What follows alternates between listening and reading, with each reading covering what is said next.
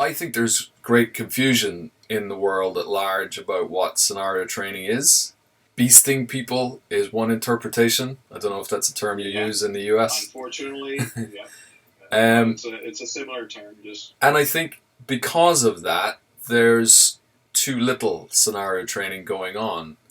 And I know that I think it'd be interesting to hear your perspective on what should we be doing during scenario training and what's the value of that. so I think the main problem with scenario training, I think it's great and I think it's necessary. But the main problem that I've seen the way people interpret normal scenario training is that people are getting into scenario training before they have skills. Scenario training should be something that skilled people participate in to see or assess the level of skill, not a place where people are participating in order to gain skill. You don't gain skill from a scenario. You can only refine skill that you already have, and that's where drilling comes along. You can do 1,000 more different ways of drilling, and it can be very realistic and very safe before you put people in the scenario. I venture to say, and I say this in a lot of my courses, if I have 4 hours to train people, I'm doing 3.5 hours of drilling and maybe 30 minutes of scenario. And if somebody says, well, you need to cut some time out of that, I'll cut 15 minutes of the scenario training. Yeah. Because I want people that are skilled, only people that have skill, participating in the scenario.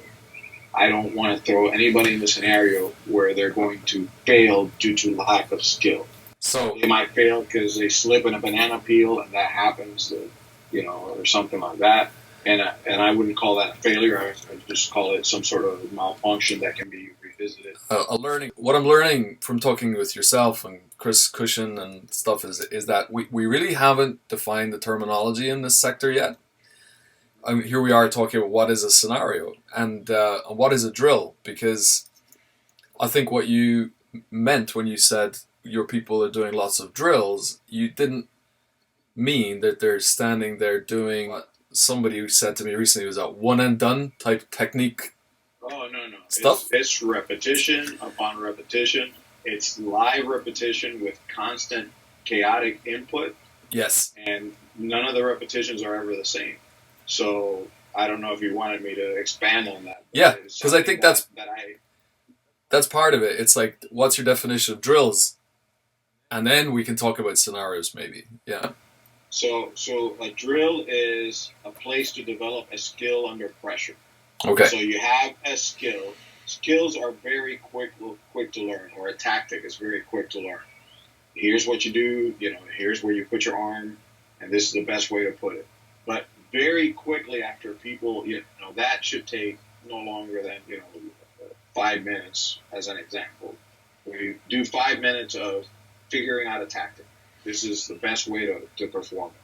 But then we immediately start drilling that tactic.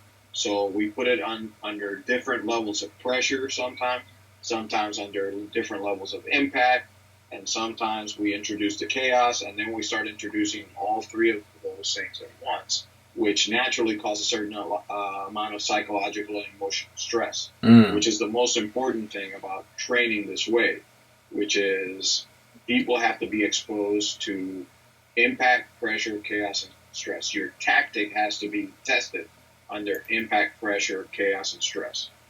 And if your tactic succeeds throughout those, and they get into different levels where they can use the tactics not only to protect themselves, but to, they can weaponize those tactics and get into the engagement portion.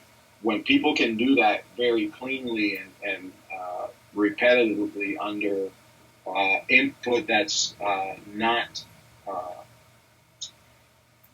predictable. And I hate to say not predictable, because human violence is very predictable. Sure.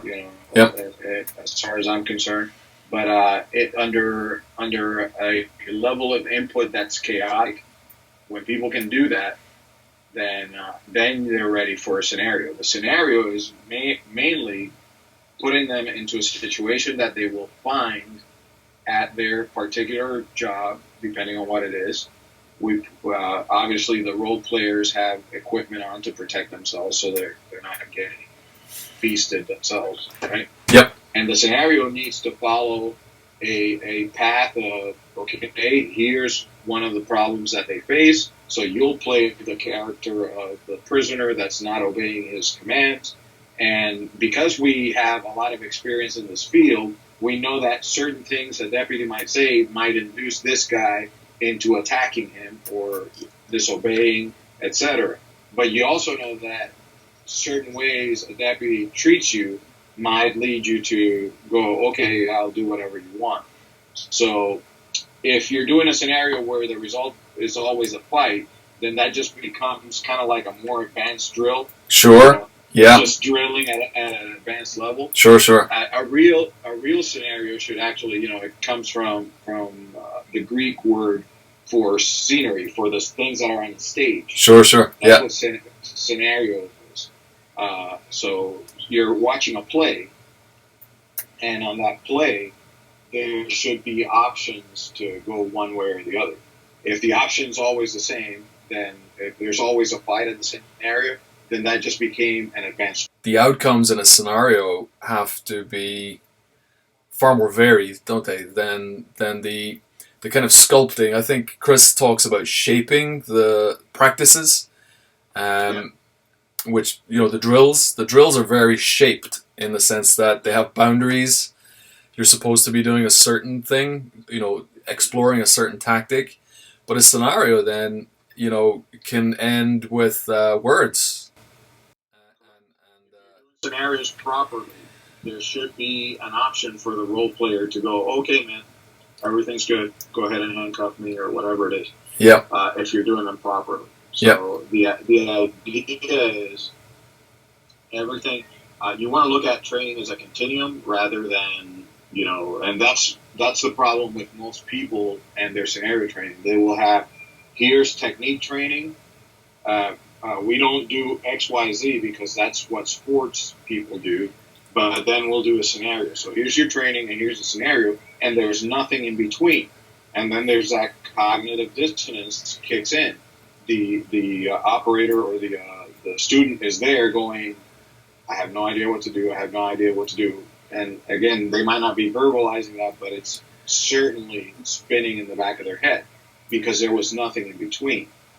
The training for Defense Lab Tactical Functional Edges is set up so it's a continuum. We start with, you're familiar with it, we start with absolutely zero pressure, zero impact, just a little bit of stress, psychological stress, and we just start layering it over and over.